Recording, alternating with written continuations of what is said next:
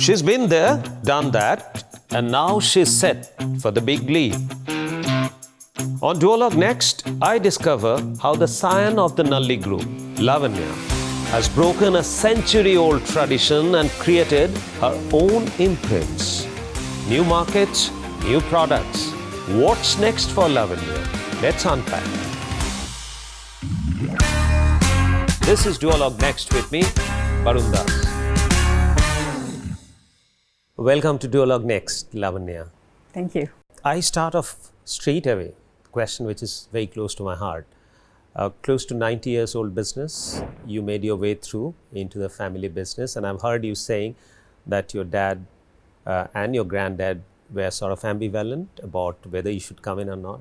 Tell me about that incident. How did it happen? That was the second stint. Immediately after engineering, you joined your group. Then you went out, you did your studies and worked in corporate organization, McKinsey, Mindra, and then you came back. So how did that happen, as much as you can share with me? Yes, I'd be happy to. So I did 2 stints at my family business. I graduated 2005 and I was 21, computer engineer. India was a very different place back then. Joined the family business with no idea, no background in economics, accounting, retail, sarees, nothing. So that was both a blessing and a curse. So basically, you did not go for your campus interview. You did not go for any further studies, either an MBA exam and all. You went after your engineering, you went to your family business. So up to engineering was what I had negotiated with my parents. Because like any good South Indian girl, if you're good in studies, you can either become a doctor or an engineer. That holds true also for a Bengali girl or a boy. Yes. So certain things are universal across India. Yeah. So I did that.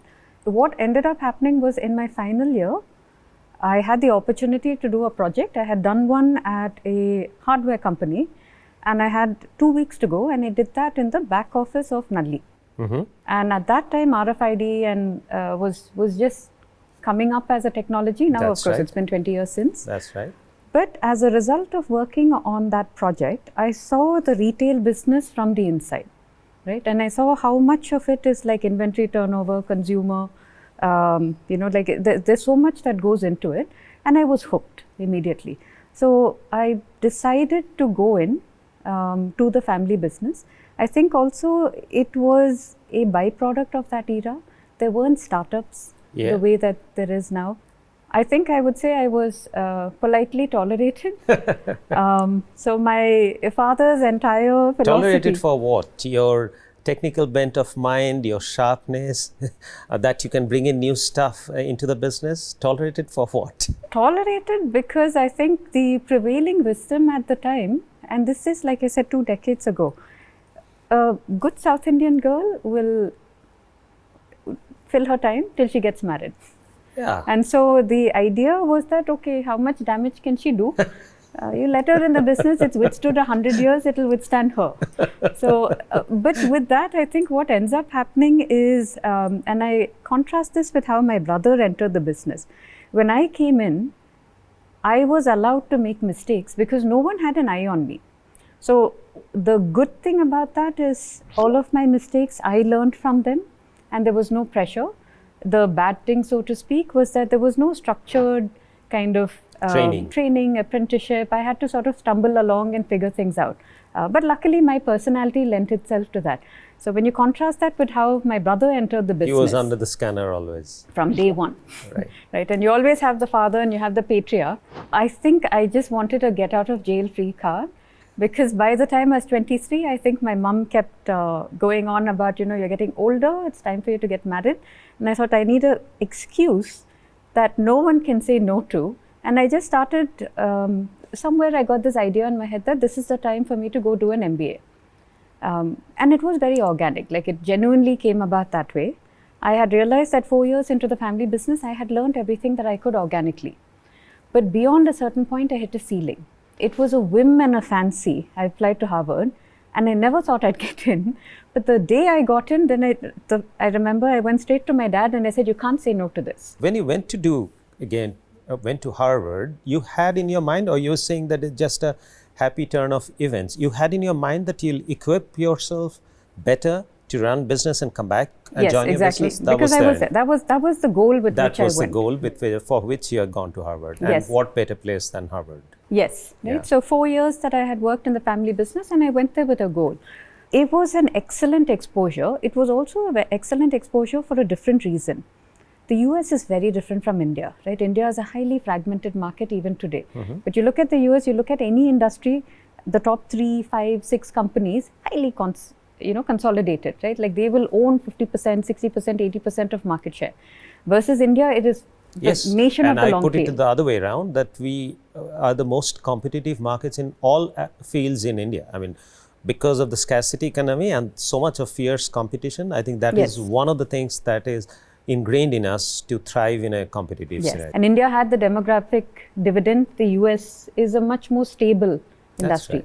Right. Everything there was a market share game. If it's a market share game and the pie is not growing at an exponential rate, you really have to think about your decisions very deeply, because if you make one mistake, your competitor is going to seize market share. Versus in India, and what I saw later when I came to Myntra, it's an opportunity cost game.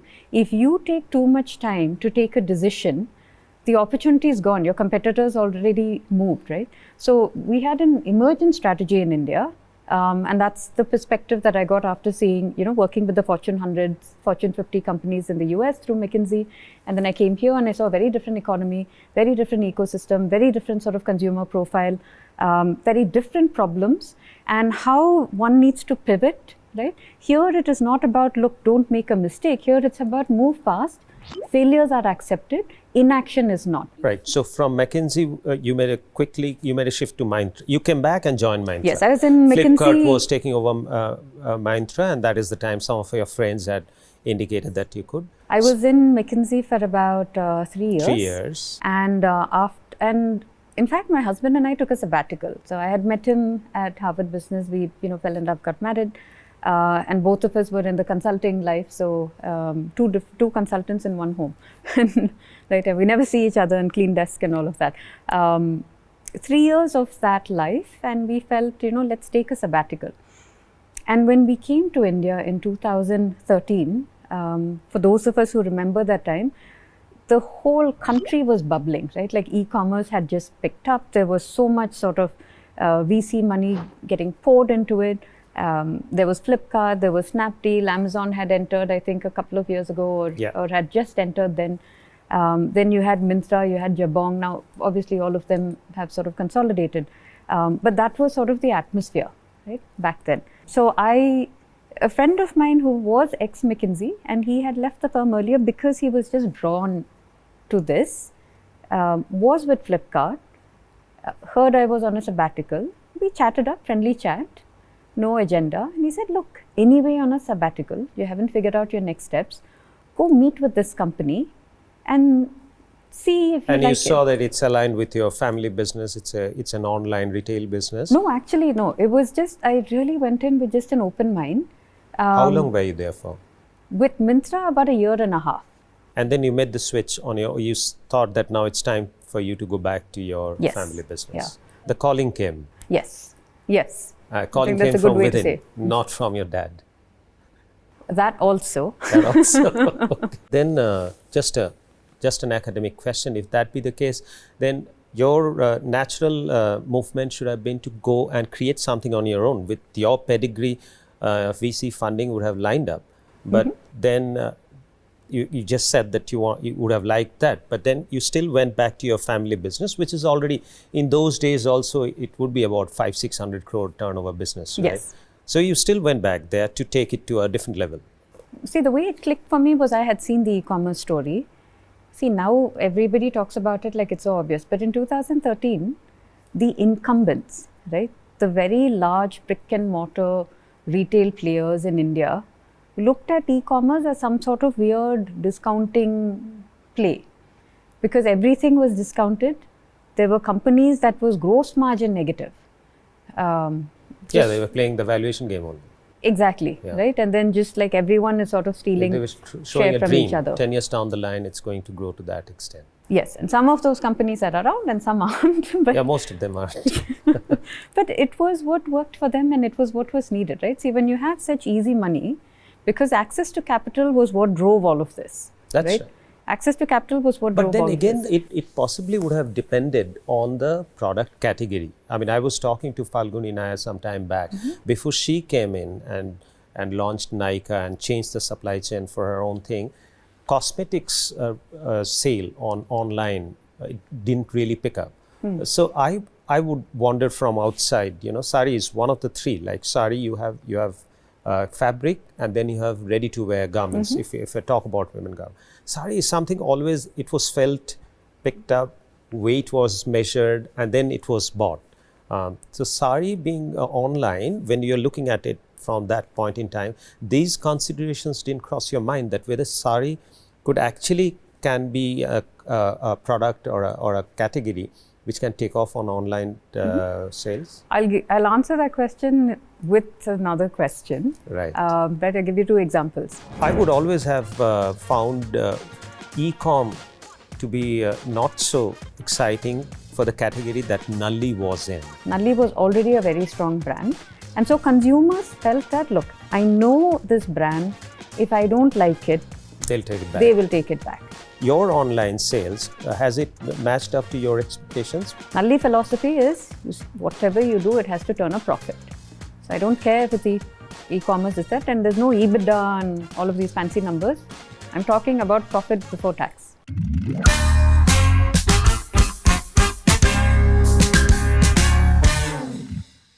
So Saree being online, when you're looking at it from that point in time, these considerations didn't cross your mind that whether Saree could actually can be a product or a category which can take off on online sales? I'll answer that question with another question. Right. But I'll give you two examples. Groceries. Yeah. How do you, when you buy tomatoes, how do you know that you're going to get good tomatoes? Right. You want to go select it, look at it, touch feel it, and right? see Because that, it's organic. How many of us buy from Big Basket or any of the big grocery retailers? We don't even think about it. But because, the thing is because the convenience has taken over. I know, right? but there is a one small catch there. Again, it's an academic discussion that that's a low value one. So if you go grossly wrong in tomato, next time you won't buy from them.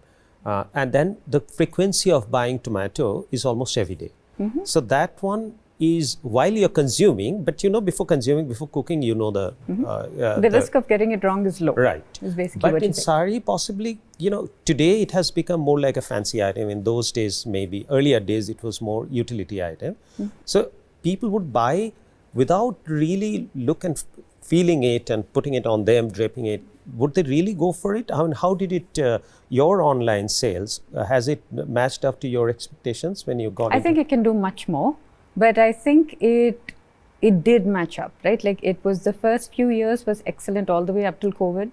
In fact, COVID was a disruptor for everybody. Everybody or a corrector, I would say. A lot of things got corrected. Yes, but I think also COVID made it, it did a lot to accelerate the shift to e-commerce around that. It also shifted a lot of consumer behaviors.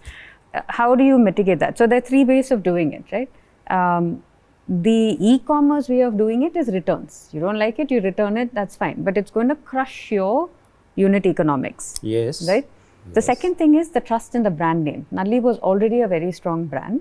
And so consumers felt that, look, I know this brand.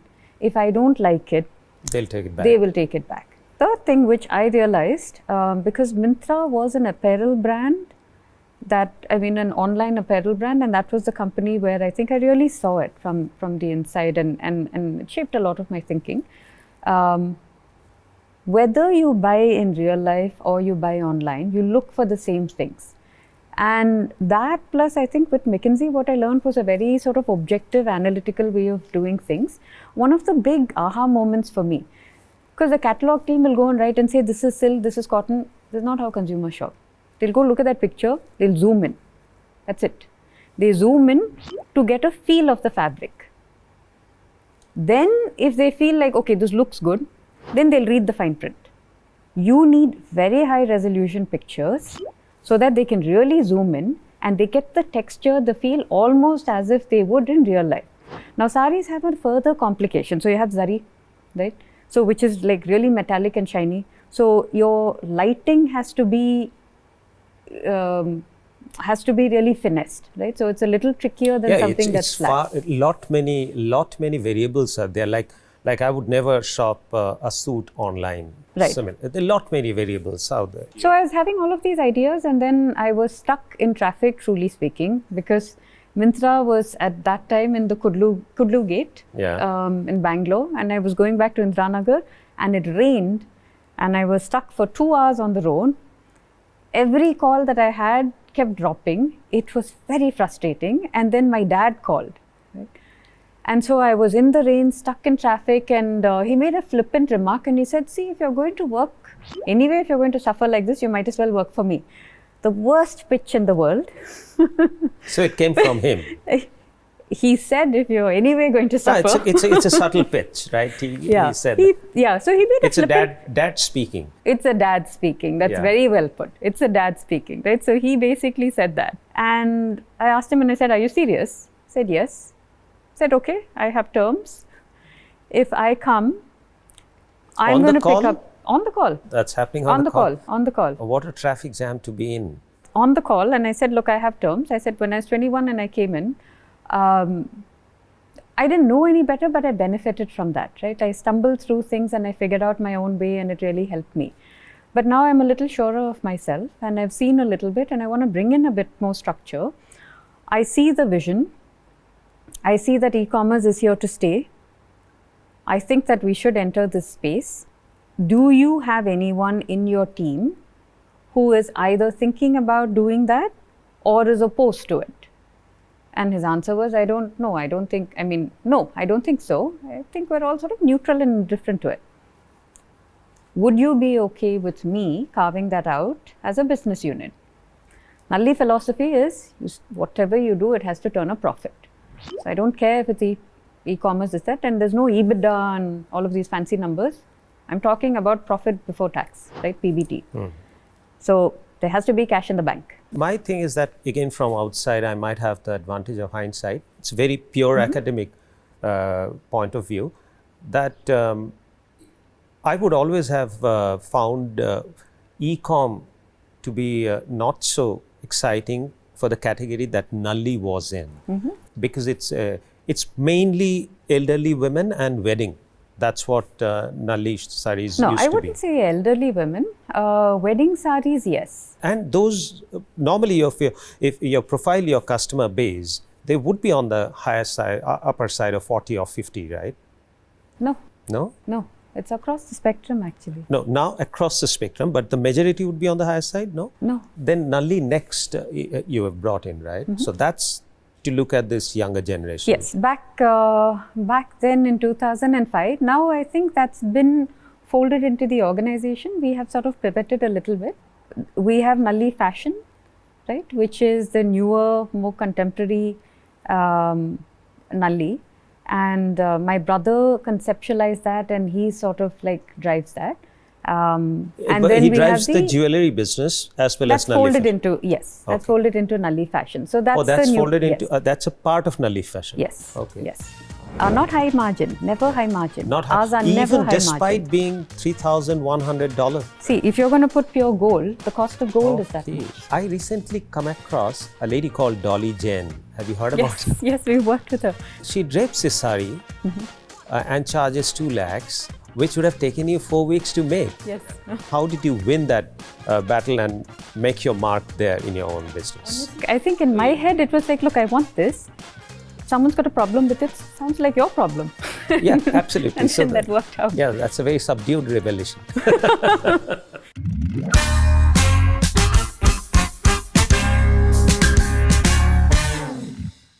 I also heard you saying that in 2016-17 you had a vision to make Silk Nalli the #1 silk brand in the world.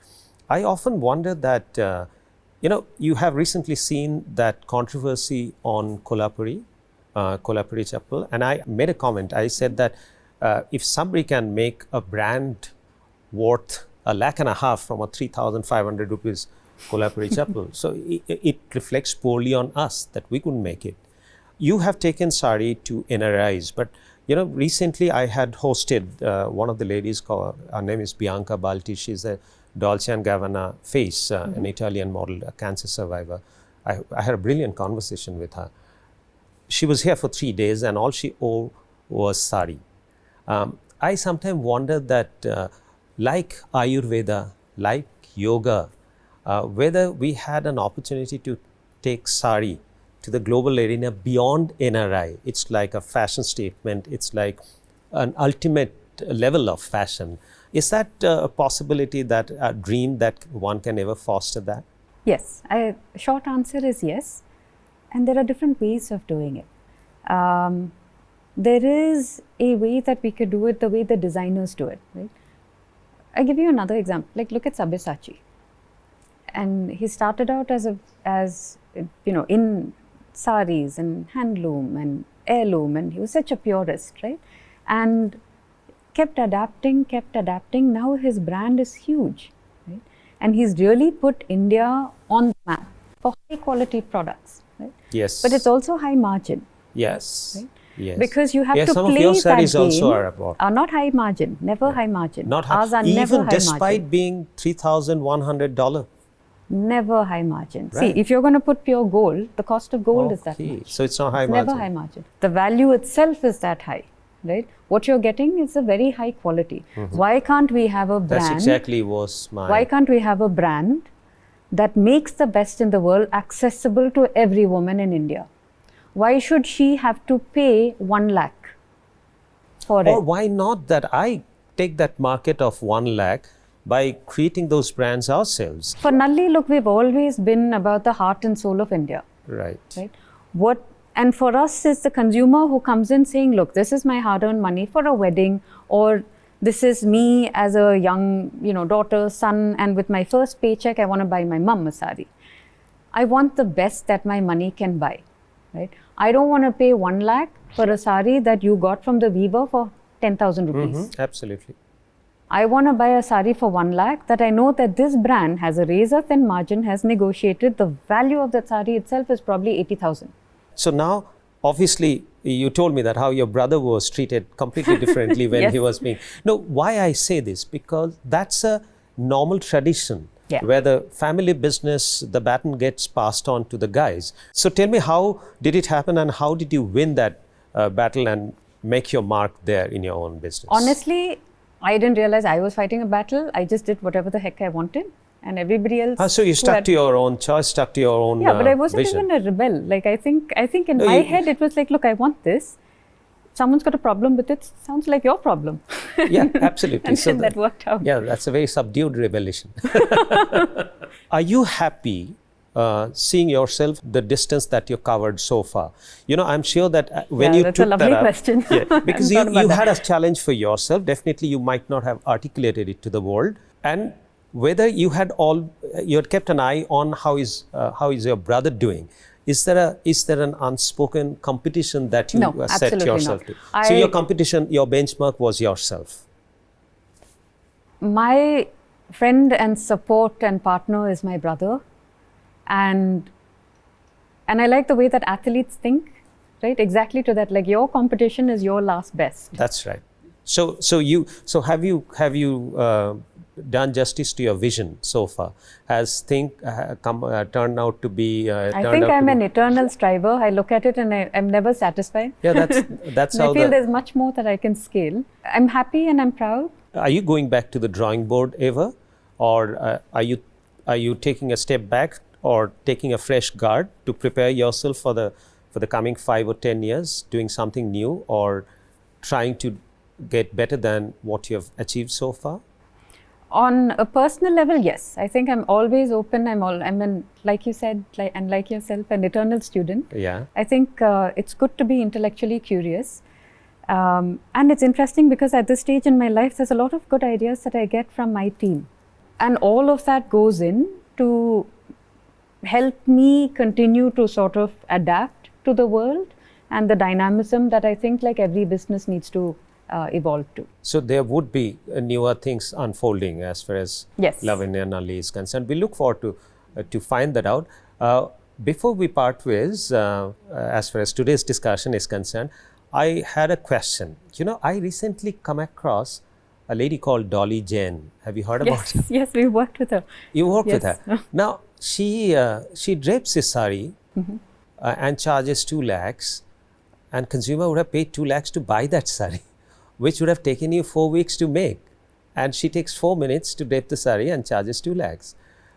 Did it ever occur to you that, one of the impediments of sari would be for the new generation is how cumbersome it is to drape, right? That could be one. And therefore, newbie brands have come up which has ready-to-wear saris. And as I was saying, that if I have to make sari a global phenomenon, where if there are mainstream Western people would come in and buy saris, provided they knew how to drape it. That's a hypothesis that I have. So do you think that is an option with which you could expand your market, especially in the international arena? Yes, absolutely. And I think this goes back to the thing of that is what would fall squarely in the wheelhouse of new product line. Right. Ready-made saris, because now people deconstruct it. Old school saris, there was one sari, running material, the running blouse, you cut it, stitch the blouse, made everything, right? Now you buy the sari, you get the fall and picot stitched, you pair it up with a different blouse, right? Like there's a lot of, and this is just, I'm talking about a sari that is still a sari. Then you have the semi-draped, pre-draped saris as well. All of these are new product lines that come up based on what the need states are of the very different consumers.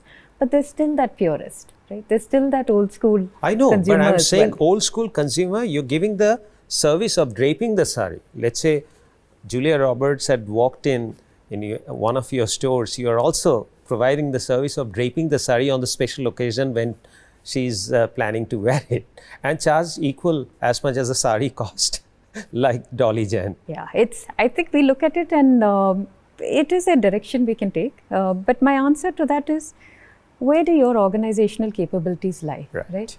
Where is the opportunity for you? I would rather set up 50 more stores. I don't think we've even scratched the surface, right? The Nalli brand name is so huge that with the finite bandwidth, time, space, capital, this is where I think I want to go, and I genuinely want to bring the best of what Nalli has to offer to every household in India. Yes, I think that's very doable, and I'm sure that the opportunity for Nalli is still sky high. So all the best, Lavanya.